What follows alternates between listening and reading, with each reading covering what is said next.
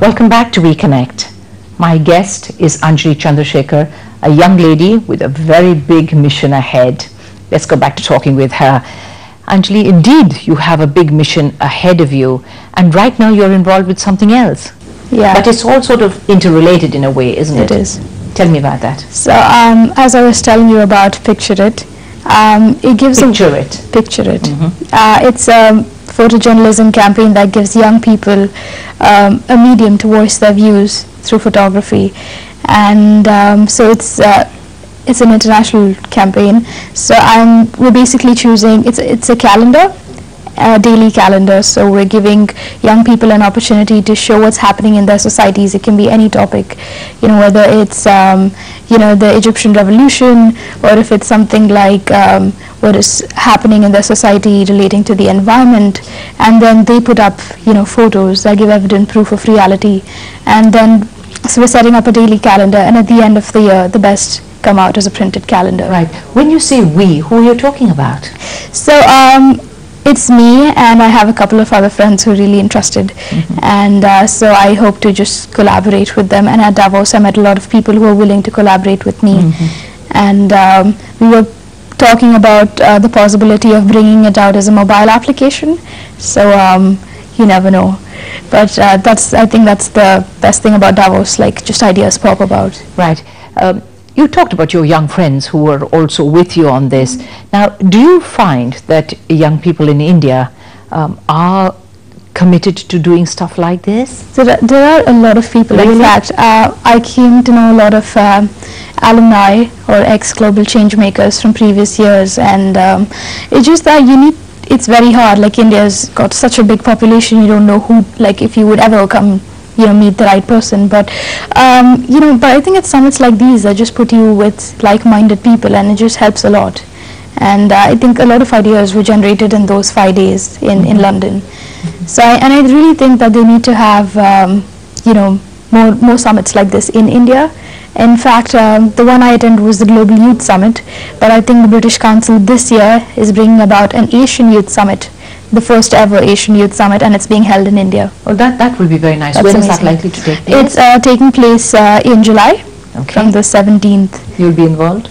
I can't participate again as a global change maker, but I can definitely go as a peer facilitator.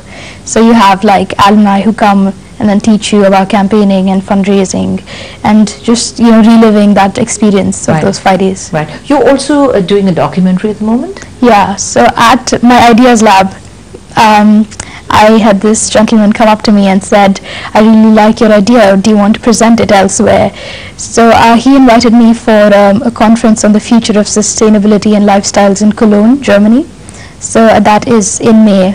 On the 24th, so you're getting ready for and that. 25th. Right. What will you actually present there? Are you going to be talking about the Indian environment? Are you going to talk about, is it an overall picture or what? Okay, so the documentary is nearly about 7 minutes. It's in the process of being filmed, and it's a cross-country documentary. So after I met all these change makers, I thought, why only an Indian perspective? It's an international forum. So I'm getting all my friends, like from about 7 different countries, to send in their clips along with based on the script I had written. So it's basically about sustainability and how they are making a change, and why we want people visiting the conference to make a change. Right. So you will go there and actually present this documentary. Present it. What do you expect will happen after that? Any kind of result have you got in mind? So it's really hard to predict a result, but I think that if I'm able to at least motivate a few people out there, that will make a huge difference. Because at the conference I'm part of a marketplace which gets a myriad of people visiting it. It can be like normal households, young people, businessmen who are actually attending the conference. So it's a very vast audience. So I think a lot of people have different things to take back from it. Right. Now you've combined your art with activism, as you yourself have said. Do you think that this is actually feasible, and it's actually possible to continue to do this kind of thing in this world that we live in today? It is. I think making it all the way to Davos just made me realize that it is something that is valued, and it is something that has made a change, and that's why I went there. And having said that, in 2008 a poster of mine on diabetes raised about $5,000 US, and they took me to Rome also for the same. And so the proceeds went towards buying insulin for 1,000 children in 17 developing countries. So it's actually making a difference, you know, there. And also in 2006 I raised about $1,30,000. That's a lot of money. And on what and how? So I had an auction for the Tamil Nadu Kidney Research Foundation. Okay.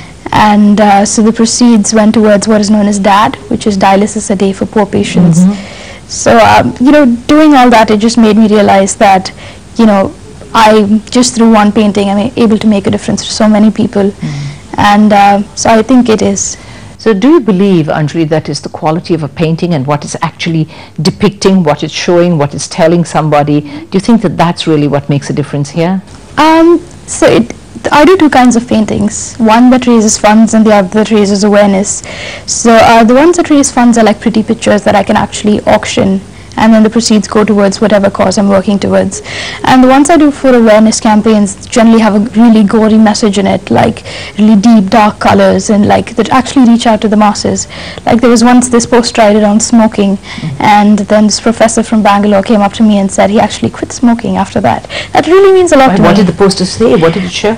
I actually bore holes, like I drew a tree which actually had lungs, and it was someone like felling the tree, which actually meant you're hurting the lungs, and I bored holes into it. And then it was like smoking is suicide. And so it's something like, you know, the power of visual media. If it actually moved someone that much, it meant a lot to me. Right. You're talking about smoking here. Are there any of the other things? What are your other kind of things that you want to be active so the thing is, I try to cover as many causes as I can. Right. It's like, so you haven't a one pet. The environment would definitely be my prime concern, but I would say that there are so many other issues I really am passionate about, you know, working for education, girls and women's rights. That's currently something that really needs to be done in our country. Yes, definitely. Absolutely. And I also volunteer at an orphanage for girls in Bangalore and a dementia care center where I help rehabilitate them through our therapy classes. And so I think there are a number of issues, like I work for Alzheimer's, Parkinson's, and of course diabetes. I was in Rome. I was part of a documentary with Mr. Edward Lackman, director of Aaron Brockovich. So I had one of the best conversations in my life with him, and it was part of a UN campaign that no child should die of diabetes. Right. So you've got your hands full, you've got plenty and plenty ahead of you, but it's been really my pleasure to talk with you. For one so young, I'm sure you're going to go very, very far. Thank you so much indeed. All the best. Thank you so much. Thank you. Well, that's all we have time for here on Reconnect.